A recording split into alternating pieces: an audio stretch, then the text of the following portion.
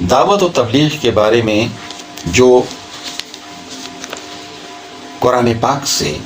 ہمیں اشارے ملتے ہیں اور کہیں کہیں صاف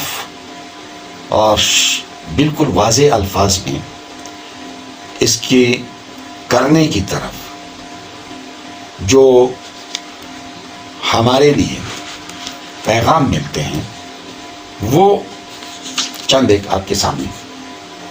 بیان کر دوں۔ سورہ آل عمران آیت نمبر 104، اس میں اللہ تعالی ہمیں کہتے ہیں اور تم میں سے ایسے لوگوں کی ایک جماعت ضرور ہونی چاہیے جو لوگوں کو نیکی کی طرف بلائیں